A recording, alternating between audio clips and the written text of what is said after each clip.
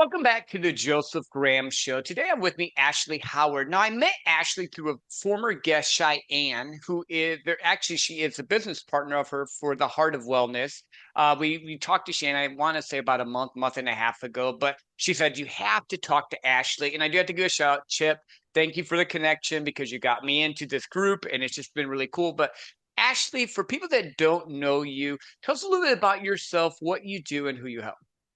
Yeah, well, thanks, Joe, for having me on. I'm very excited to be here. My name is Ashley Howard. As you mentioned, Cheyenne Hawks is my business partner. We've grown Heart of Wellness for the last few years now. I come from the health and fitness industry. For the last 15 years, I've been focused on helping people with their health and wellness. I've been doing online coaching. I live in South Carolina. I'm married. I have two young children. And a big part of my journey was I'd always been interested in physical health, but in the last few years, I really went through my sobriety journey has brought more holistic health to my mind and body. So that's really where I've had the biggest transformation in the last few years of my life. But yeah, I would say I spend a lot of time at home. I work from home. I enjoy family. I enjoy taking care of myself. And that's pretty much who I am and what I do. I love that. Let's go here because I deal with high achievers all the time. I work with CEOs, CFOs in my day job. I work with high-end sales professionals all the time. Chip on their shoulders, super driven, but a lot of them have substance abuse problems. Myself included for a while, which actually I haven't had anything to drink since January. I think, yeah, January 7th. Um, so just something that I just was like, I'm not liking it enough. Now, I'm not full disclosure, I'm the guy that can actually stop and start, and it doesn't really affect me either way. I know a lot of people aren't that way. But how did you even get to that point? Did you like hit rock bottom where you were just drinking too much? Or there always seems to be a story behind why people go on this journey. So tell us a little bit about that. Yeah, that's a great question too. For me, I actually have to credit Cheyenne. We worked together. She was my life coach for almost a year. Back in 2022, I had a successful fitness coaching business.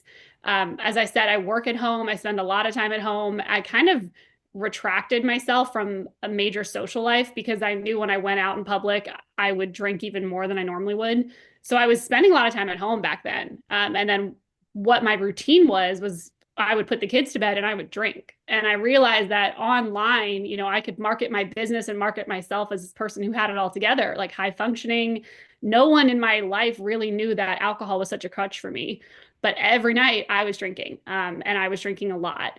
And so when I met Cheyenne, I actually sought her out as a business coach to help me connect with people. I'm like, I don't know how to connect with people. I don't have like the emotional connection. I don't know how to make friends. Help me.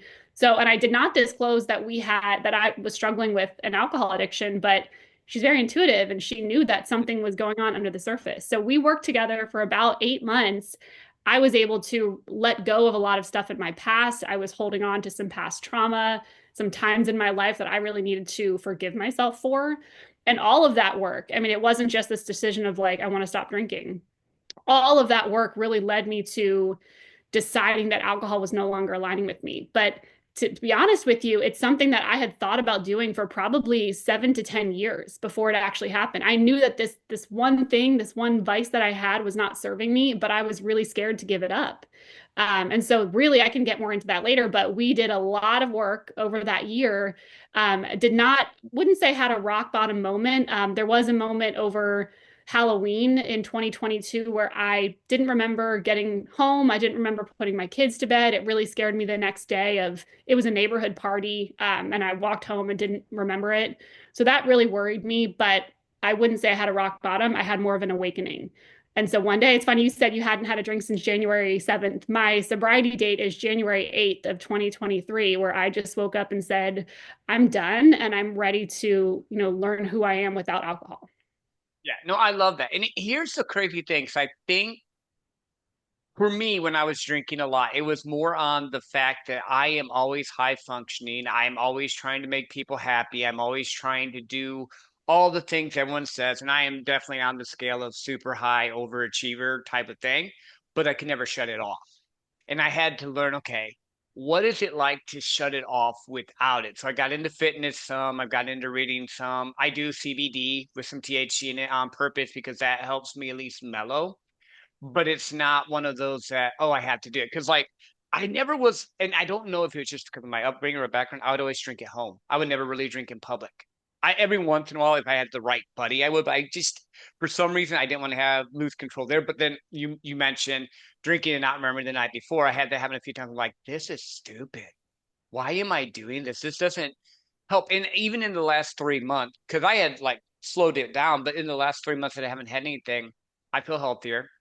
I'm on a different. I changed my food too because I think your food, and I want to dig into your brain here. I think your food affects it too. So I got my numbers tested. I'm 47, and my doctor's like, "Hey, go on like a carnivore slash keto, pretty much veggies and meat diet from now until April 7th because I think they'll help your numbers." I dropped 25 pounds. I feel better. I'm more clear. I think better.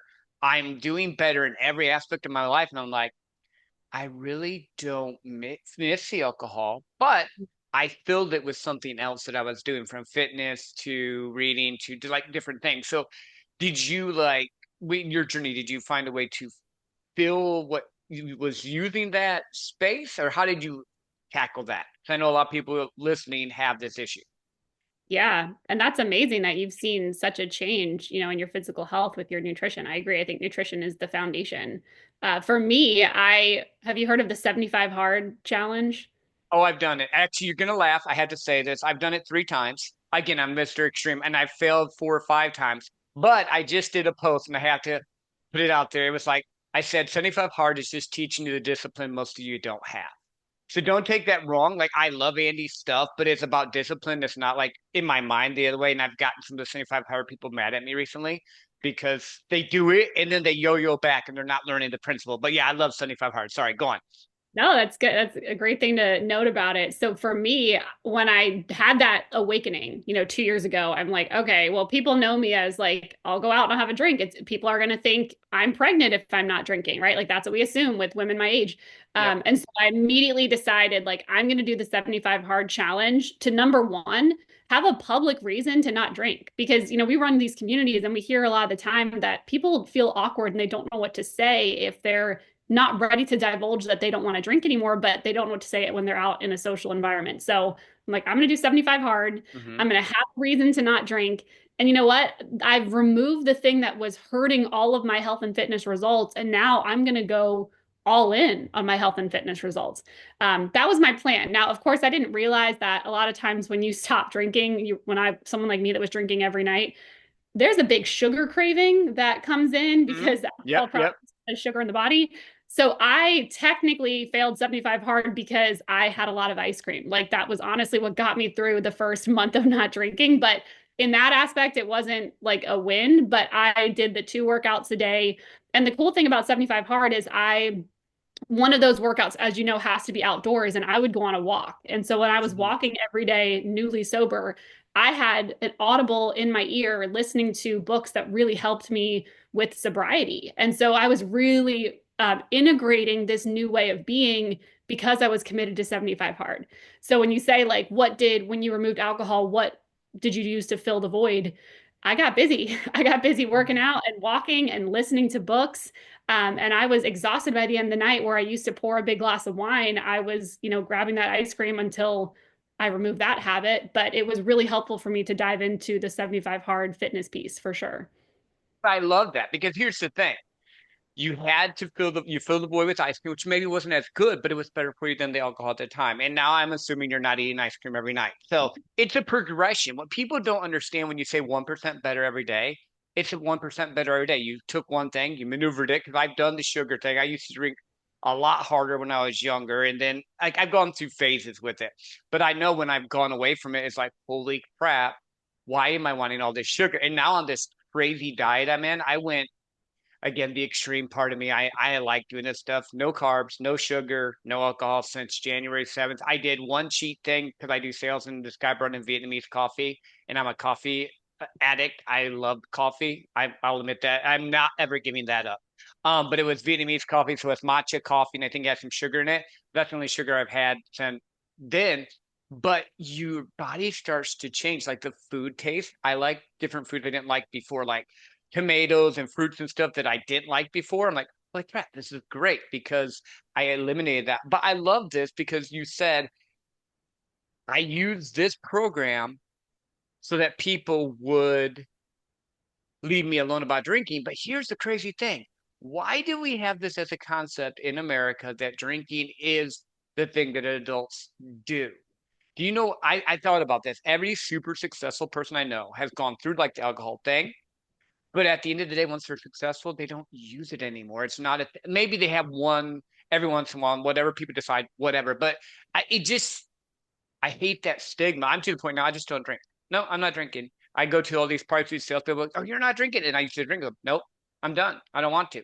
And they're like, did you have a religious experience? No. Did you have this?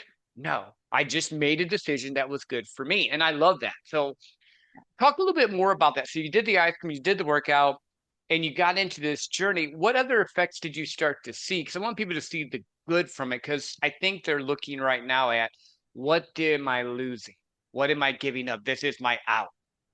Yep. Yeah, and that's big, right? Because before I stopped drinking, I thought like how would I ever relax without alcohol? How will I ever have fun in a social setting without alcohol? Like how could I go on vacation and not drink? Like that was so foreign to me. But, I will say the work that we did in life coaching, I don't think I would be here without that deep work because I started to imagine myself as like a different version of myself. I'm like, what if, okay, so like if I give up drinking, I had to get really granular with it. Like, what do I enjoy about it? Okay, I enjoy like the first 20 minutes when I'm relaxing and I'm feeling a little warm and tingly and it feels like I can take that deep breath, right? Okay, that was enjoyable. 20 minutes, right? And that's typically how long a craving lasts, in our brains. Okay, let's play that forward. What about the next hour? Well, after one drink, I would want another one because I was not someone who could just have one and done. If I was going to drink, I wanted to feel something. So now we're at an hour and a half, and now I'm feeling something. And now I'm like, well, what's the point? I'll just have another. So once I Yeah. got to like 3 or 4 drinks, it was like kind of like all bets were off, and I was just gonna drink until I fell asleep. And then let's play it forward 12 hours later. Now you wake up, now you're sluggish. Now I have no patience for my young children. Now I'm regretting that thing I bought on Amazon last night because I was tipsy. Now I'm regretting that I missed my workout because I don't feel good. Now I'm craving junk food because the alcohol is processing through my body. So when you think about what you're giving up versus what you're gaining, every time that I wanted to drink, even in those beginning stages of sobriety, I would play it forward. I thought, Ashley, the only thing that you're missing is 20 minutes of a relaxed feeling. How can you get that instead? And something that I found, as silly as it sounds, I love reading. I love reading fiction Mm-hmm. books for fun. So I picked up a book 2 weeks after I stopped drinking, and I sat down and I read a chapter at night when I would normally be drinking. That gave me 20 minutes of peace, quiet, relaxation. And by the time I was done with that, my husband and I would watch a show and I'd be ready for bed. And so it wasn't so much of like what I was giving up. And I started at home, right? I started at home with that practice. And then when I was out, where of course there's more temptations and more people and more alcohol, I had to think about instead of this wine, I'm going to get a Diet Coke. I'm going to have a little bit of caffeine. I'm going to have fun. And, I'm going to go home at a decent hour and go to bed and not fall asleep face down in my makeup and wake up regretting that I said something silly the next day. So I had to get really particular of what is it that you actually think you'll miss. And the day that I stopped drinking, I will always remember this. I wrote down everything that I think I will miss about alcohol, I won't.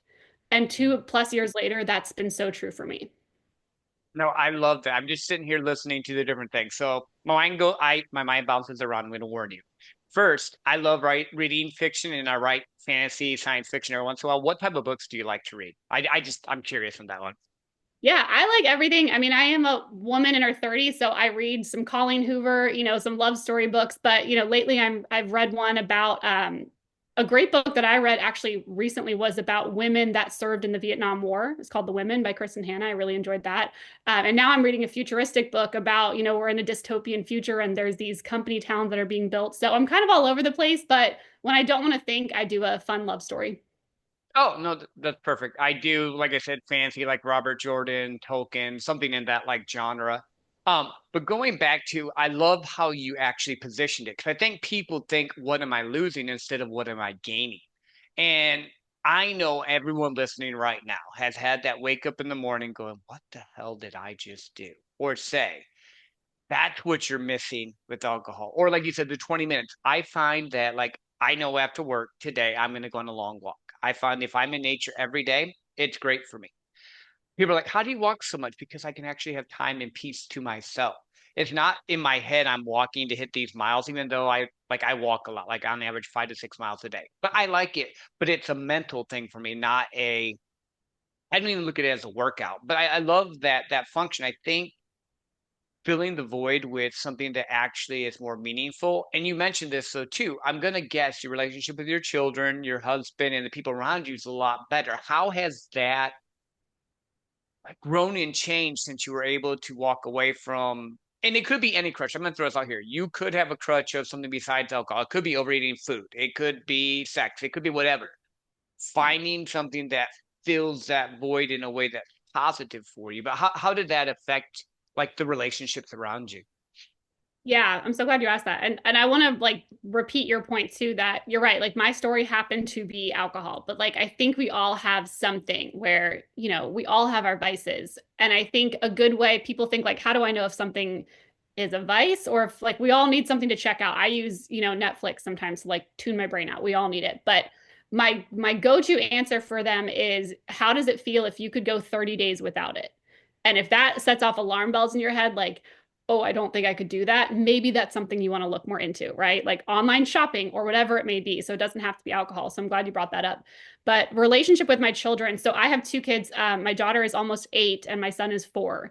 And, fortunately, I stopped drinking when my son was 2. So I don't think, fortunately, he'll have any recollection of me when I was drinking. But my daughter, one thing I mentioned when I called in Cheyenne to help me as a coach, I struggled with connecting. I even struggled with connecting to my husband. I struggled with connecting to my kids because I was so isolated and I was really numb from drinking all the time. So with my daughter, I noticed so much more. She has come out of her shell. She's very reserved, she's very calm, she's very cautious. And when I have lived more authentically who I am and I can really sit there and be present with her, it has allowed her to blossom. And I've seen that so much. And I think like yes, I still get frustrated with kids at the end of the day sometimes, but my patience is so much more available than it was when I was drinking. And that I've seen us connect on a deeper level, and probably because she's getting older, but also I know that there's nothing that I feel like I'm shielding her from. I would go to great lengths to show her that, like to hide my drinking, right? So there's always this piece of me that felt sneaky. So I think the biggest benefit as a parent has been if I'm drinking something at dinner and she asks if she can have a sip, the answer is always yes. It didn't used to be that way. And the presence that we have together when I'm with her it's just grown immensely. So I think that's been the biggest change I've noticed as a parent. Got you. No, I love that. I do. And here's my question, and this is because I think of it, because there's always a root cause to why we do things. There always is. There's something in our past that makes us want to escape. Yeah. Like I'm looking back at my life when I did it. I had a bunch of crazy stuff happen when I was a child. I was the kid on the opposite side of the track. I was the one that always felt like I wasn't enough. So I would always try to hide behind my mask or like, and I think when I talked when I talked to Cheyenne, we were talking about how I could chameleon into different things. What was the thing that got you into drinking? Was it just the social pressures of life? Was there an event that like, I'm wanting to dig a little bit deeper because I want people to understand like what you're doing and gone through is great and it's hard, but they're like, oh yeah, but it's easy because Ashley just decided she wanted to be great for her kids and Joe just decided he didn't want to do this. But I had this. So what was that? What even got you started? Was it just like social pressure or did life happen or Yeah, I would have to say that takes me back to when I was about 16 years old. To give you some background, my parents divorced when I was young. My dad was never really in the picture. My mom was a single mom raising 3 kids, working as a full-time nurse. We were in before school care, after school programs. I mean, you name it. Like she is and still is an incredible mother, but did not have the time or the bandwidth to really sit down and, connect with each of us on a regular basis so that I didn't feel emotionally safe to bring up things that I was dealing with, to bring up things that I was feeling, to bring up things that I was embarrassed about, like as a growing young adult. And so for me, when, I still remember one of the first times I had alcohol, I was probably 15 years old. I don't even think I felt anything from it, but like I felt immediately that I was accepted and I felt that I could have fun and be myself somehow with it. And so, instead of feeling like I should talk to my mom about it, I just decided, hey, it's more fun to be sneaky. And this is what everyone seems to be doing when they're sneaking around. So let's just do this. And that's Mm, when it started around 16 years old to where it was a big issue for the rest of high school because that's how I felt that I fit in with people. That's how I felt that boys would like me more. That's how I felt like I could be more outgoing and accepted. And then in college, it just turned to like, this is what you do, and I'm going to binge drink now every weekend. That's how I go out. That's how I have fun. That's how boys like me. It was that same old pattern that was repeating in my head. mm. And I didn't have an adult that I felt like I could confide in, so I just tried to figure it out on my own. And that didn't work out too well. I had an underage arrest when I was 19 years old for being drunk in public. I had a DUI when I was 21. And nothing was clicking with me that maybe I should look at this. And I think it stemmed from, not feeling like I had the emotional safety to sit down and talk about things that I was really going through as a teenager. And so, how I want to change that for my children is we're going to have uncomfortable conversations. It's Mhm. going to be very uncomfortable, but we're going to talk about it because I know what it's like when you don't talk about it and then you go try to figure it out on your own and get introduced to things that you're not ready for. So that's really where it started for me. Yeah, no, I love that. And thank you for sharing. I appreciate that because I'm looking back. So I have a 22-year-old, a 19-year-old, and a 10-year-old. And we have those conversations. Like what a buddy of mine, which I don't know if he applied it, but what he said made sense to me. And I applied it when they were young, like your kids' ages. I would take them on dates and just talk to them. But I would put my phone down. I won't like this is not we're going out, but I'm gonna ignore you. This is like intentional. So I was hearing about Barney or Teletubbies or whatever they were into when they were young. But then as my daughter got older, she would talk to me about like when she became a woman, when she like had issues with boys, all this stuff. And I think emotional security is so huge. So I commend you for that because you're changing a generational pattern. And again, no shit on your mom. Your mom was doing everything she could do. So I totally get that. Like my parents, I'm a Gen Xer. My parents were like, come back home when it's dark. Like whatever, we're good. They had to tell our generation, are your kids home at 10 o'clock? So I'm a little bit older than you. I'm 47. So like that's the joke. So like I was a latchkey kid and we would just do crazy stuff. But I think being intentional there is great. I love that. Um, let's talk about the journey of you said you were working with Cheyenne and she was your life coach helping you through the process. So I know you decided and you quit, you did 75 hard, but there's a lot of stuff behind it because everyone's like, yeah, well, she had Cheyenne and Joe just had this or whatever. But how did that work with working with Cheyenne to get you? Did she help you get through the alcohol process or was it just everything? What's that look like? Yeah, I mean, she helped me with everything. I credit her so much to just being a safe space for me to talk about. Like, one of the things that came up in our coaching was this frame of time from when I was age 16 to about 23, where I had a lot of shame and a lot of regret and a lot of things, that I wish I could take back, choices that I made. And I realized in our coaching that I was, the body keeps the score. I was holding on to that in my body. And I literally said out loud, like, I forgive myself. You were doing the best that you could as an 18-year-old, a 19-year-old. It was so freeing to be able to let that go. I also had a lot of unprocessed trauma. I lost my brother to complications from drugs in 2015. And 8 months later, my dad passed away from lung cancer. And, I went to therapy, but I was drinking heavily. And I think that really negated me being able to process their losses. And so part of what we did was talk about them and talk about what happened and talk about that I had regrets and things that I wish I could have said or done.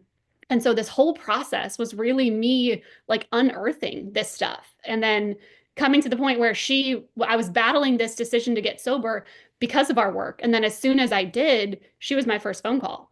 I told my husband and then I called her and I said, I've been having an issue with alcohol and I'm stopping. And so to have her be the person that I could talk to, I think that's really what it comes down to. I think we all just need someone that we can say, hey, like, you're not going to judge me and this is a problem and I need to voice it and talk about it.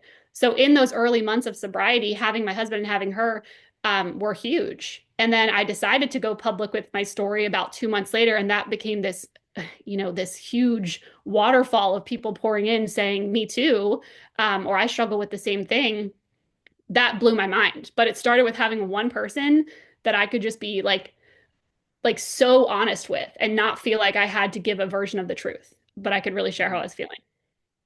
I love that. There's a lot of things there. First, I heard you finally accepted yourself and forgave yourself. So I commend you for that because that's very hard because we all know the dirty stuff we've done in our heads and all, and forgiving ourselves is super hard. Second, having your husband's great, but having someone else outside the relationship that's not in the dynamic day to day, I think is key because they can be more objective because your husband loves you. And again, my wife loves me. So there's been times she's like, bro, you're drinking too much or you're doing this or whatever. But it's your spouse. It's different than having someone that, you're talking to. And then second, or the other thing I love was that I think we don't understand how much we can help people when we step out and share our truth because we think it's just us dealing with it. But in reality, you said you had tons of people at different stages of the process, either reaching out for help or saying, I went through that, I can relate with you. So I love that whole aspect of the story. So I want to get into this more because I know you and Cheyenne have your business, you do coaching also. I know sobriety is part of it. What other things do you guys do? Because I know that's just one little, but not little, one major piece in your guys' business together. But let's talk a bit more about how you guys help people.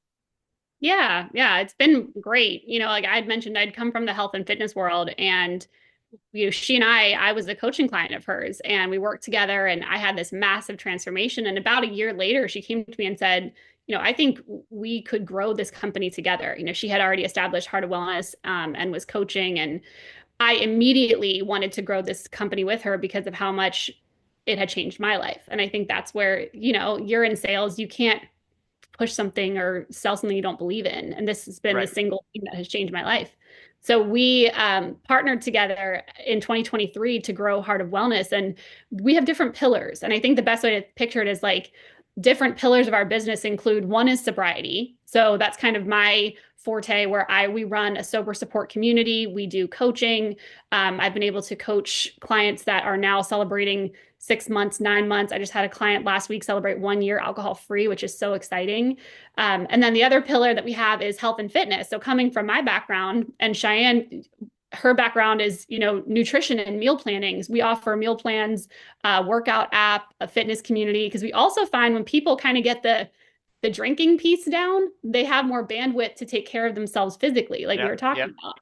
So we have this pillar of health and fitness, and everyone's welcome, whether they're on a sober journey or not. The other piece of that is events and retreats. So we've been able to host, right now we've done women's retreats, but our goal is to extend it to men and women. Typically, they're weekend retreats where we do a lot of deep work with people. And the cool thing is, we get to travel to amazing locations and have people come together and leave as friends and continue to stay in touch with these people that they meet for and spend 3 days with. And so the other piece of that is one-to-one coaching. So having, personal coaching like Cheyenne was with me, and I've helped my clients with their alcohol-free journey, for people that want more of that deep dive, that deep work into personal help and guidance into where they want to go in their life. So coaching, retreats and events, health and fitness, sobriety, and then we're going to build our charitable pillar as well, where we want to give back to organizations that have made a difference in our life. So that's kind of the umbrella of what Heart of Wellness is. No, I love that. And tell people we're not done, but I just do it in the middle because this way they can't skip it at the end. Tell people where they can find you and connect with you. And by the way, I use their protein. I have your guys' protein. So I'm not an affiliate. I'm not getting anything from this. It's just good protein. I'm going to throw it out Thank you so much. Well, yeah, our website is heartofwellness.com, and that's where you can find all the communities and events that I have just described. But my Instagram is coach_Ashley88. You can find me on there. That's probably where I spend most of my time on social media. Send me a message. A lot of my stuff is about my alcohol-free journey, but share a lot of health and fitness things on my page as well. So a lot of people have found me through Instagram, but if you're like me, you want to go do your research, go to heartofwellness.com and you can read more about everything we have to offer. there. No, I love that. And I love the event thing. So it's been about 3 years since I've been to like a business type of event, but I think getting people in a room where there's no distractions, there's no in nature, because I've seen some of your retreats, some of the places they go to is crazy, epic, beautiful. I'm a traveler, I love traveling, so it that connects there. But getting people in a safe environment where you know people, but you don't know them as well. So if you say, "Hey, I did XYZ," it's not like they're going to go to your hometown and tell everyone you did XYZ. I think that environment is huge. Is that where you guys see a lot of the breakthrough? I know one-on-one as well, but like with your retreats and stuff, is that like walk us through that a little, give people a picture of what that would be like if they went to a 3-day retreat with you guys. Yeah, I love retreats so much. Our most recent one was January. We were in Newport Beach, California, which is absolutely beautiful. The cool thing about retreats is most, like we've done women only, but our goal is to expand. Most women that come do not know each other. Most of them only know Cheyenne or myself from Instagram. It's kind of funny when you're like, I'm going to get on a plane and go across the country. Yep. But uh, absolutely to your point, we see so many breakthroughs in that short weekend. I think it's a 3-day weekend that feels like it could feel like 3 months of a transformation, right? Because you're taken out of your daily routine. People that come to our retreats are typically seeking growth, change, connection, transformation. We have such a curated agenda of things like yoga and vision boards and breath work and just sitting in a circle and being able to hold space and share, which for some of them, they've never had that experience before. Maybe they have people that need them 24 hours a day, and they have not just sat and been able to talk about what comes up for them. We've Mhm. seen tears, we've seen laughter, hugs, joy, breakthroughs. Literally, people have become lifelong friends over these 3 days. And then we also allow time for relaxation and fun and connection. In California, we did whale watching and yoga Mhm. on the beach. And we typically go out to dinner our final night and we all dress in the same color and have this like fun experience. And for a lot of these women, it's maybe their first time going on a girls' trip without alcohol. Like, I don't know about Mhm. you, but if I was on a girls' trip, prior to my sobriety journey, I would be drinking from the moment I got there. So it's Yeah. really cool to see that we can sit and we can connect and we can laugh and we can hug and we don't have to be drinking. We can be present with each other. So that's a lot of what people can expect. And we've just seen such incredible things happen over 3 days with a group of women that are ready to receive and ready to give and ready to just sit and hold space for each other. I love that. In my mind, all I kept hearing was hear me, see me, love me. That's Yeah. kind of just what hit. And I think it's because we're all so afraid, men as well.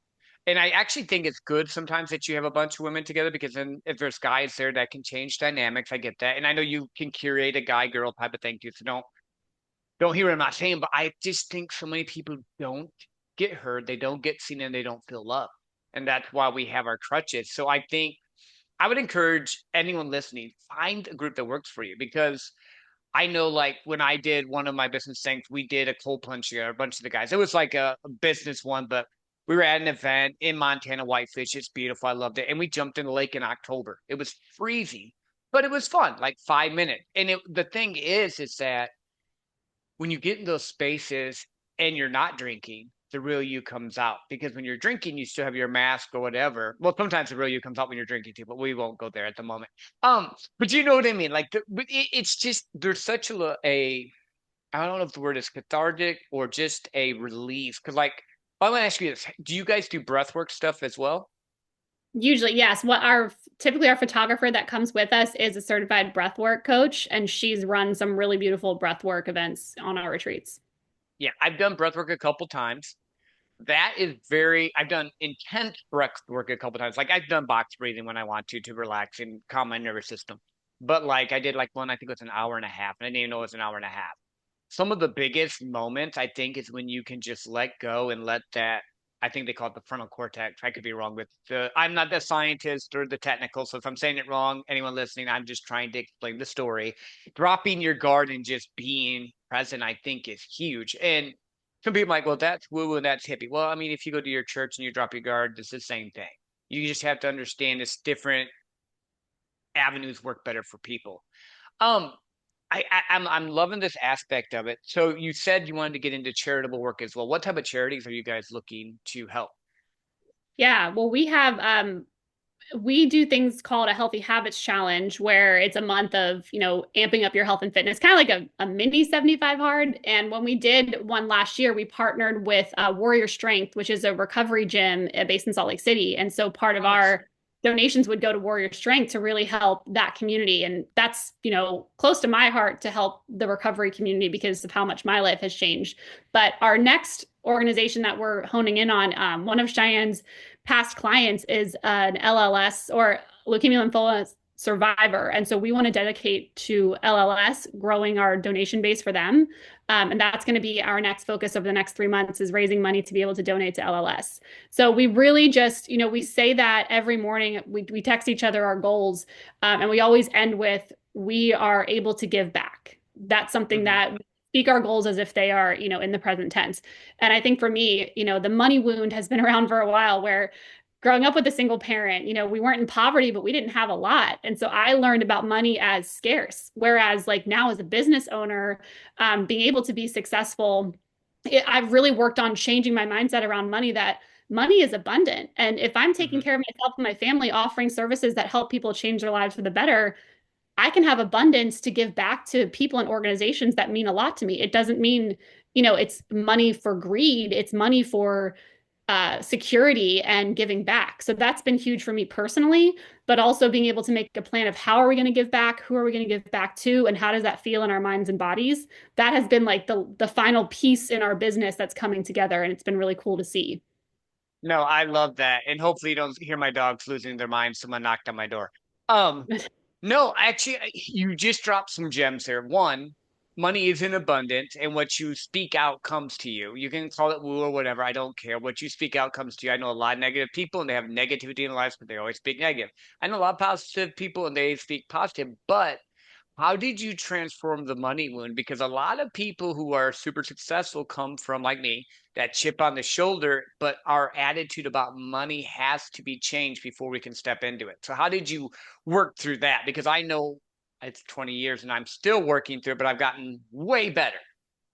That's what I was gonna say. I'm like, I'm work in progress, but way better than I was. I think that's the thing too. It's like we don't just flip a switch and it's over, right? Like our patterns are decades, usually decades and decades in the mix. And I was never told that money was scarce, but I was shown it. And so Yep. when you're shown that for decades, it kind of ingrains itself in you. So the answer is I'm still a work in progress, but what has been helping tremendously is, my business partner and I would highly recommend an accountability partner. We got really serious about 3 months ago on our morning routine. So every Hmm. morning, we're thousands of miles apart, but we do this in our own time. We wake up and we read a book together. So I'm listening to a chapter when I wake up. I'm journaling about that chapter, and then I'm speaking my goals as if they are in the present moment. Like I am so happy that we have this many members in our community. I'm so happy that we have this abundance and we're able to give back. We are literally rewiring our brain. And Hmm. reading the book, Choose Your Paradigm, Change Your Life by Bob Proctor has been massive. I'm about to read that again for the second time because I think like we become aware of our limiting beliefs is step one. And step two is how are we going to reprogram that? And it might take a while and you might not think it's working. But that's where I think the accountability piece comes in to say, if I want to change my life and I feel like I'm hitting my head against a wall, I need a new routine, I need new belief patterns, and I need someone else to keep me accountable that I'm not going to quit when it gets hard. And even over 3 months, I can tell you more opportunities have fallen into our lap, more people have found us and want to work with us. And I strongly believe it's because that's how I'm starting my day. And that's what I'm putting out there into the universe. I agree 100%. And it's funny because you said that, and I kind of touched on it, but I'm going to go back there again. You have to speak things first in the present tense, even if they're not there. If you want to go biblical, calling things that are not as though they were. If you want to be more spiritual, it's manifesting your goals, desires, and dreams. We do it either way. Everyone's like, well, I don't do that. Yeah, you do. When you say money doesn't grow on trees. Yeah, you do. When you say, I can't afford that, you're programming your brain. So why not shift your word? Because your words are powerful. And I think so many times we forget that. And it feels weird because we're so programmed the one way. So I love what you're saying that we have abundance. We have this many members. This is what we're doing. And that rewiring, I think, is so key because it's just changing the programming. It's not something crazy out there. You're just changing the programming. Either I can say, I'm going to be fit today and be happy and whole, or today's going to suck. It's both going in. Your brain doesn't distinguish, it just responds to what you do. So I think that's great. Um, as we land the plane, is there anything we haven't talked about yet that you wanted to touch on? I know we talked about the sobriety journey, about having accountability partners, about getting in the right space with the right people, about having a plan in place to do things instead of just giving up something. But what else? Is there anything we've missed or anything you want to just highlight again? Oh, we touched on some good things. I think if I had to say, like, how did my life change so drastically over the last 2.5 years? I think it was being aware that things needed to change and writing things down. Because even as long as 10 years ago, I wrote down that I wanted to stop drinking, but I wasn't ready to do that yet. So if there's any takeaway, it's write down what you want or what you feel like you're struggling with because you're getting it out. You're getting it out of your head. The second piece of that was seeking out someone that could help me do deeper work. So whatever you feel like you're stuck in or you just want to call more in your life, having someone else, I used to think I could do this all on my own. And that didn't work well for me. It didn't work well at all. And even if it's not like another person that you're meeting with in real time, but you're pouring into books of a mentor that you look up to, call someone in that can help you with where you want to go in life. And then number three is like power and vulnerability. I think we touched on that a little bit, but I was never planning to share that I had a sober journey because it was so personal to me. And then one day I did. And I was like, I thought I was going to be judged or ridiculed, or people would think less of me because I painted this picture as someone who had it all together, whatever that looks like. But the opposite was true. Mhm. 99% of the people that reached out to me were so grateful that I shared my story because it made them feel less alone. And so, whatever you're struggling with, or you've overcome, it's not that you have to go shout it from the social media rooftops, but I would just encourage everyone listening to know that there is power in vulnerability and there's power in not having all your stuff together all the time, but sharing when you're struggling and how you're overcoming it. You never know who you could inspire, whether they ever reach out to you or not. So, being aware, writing things down, calling in someone that can help you, and then be vulnerable and share because you could be that person for someone else. Ashley, thank you for being on. I've loved having you on and talking. We'll have to have you back. And for all you listening, rewind what she just did and do that. Normally I do a landing, but what she said beautiful. Do that because it will make yourself better and you'll be able to wake up to a life you love living without the regret. Until next time, go get a little bit better and we will talk soon.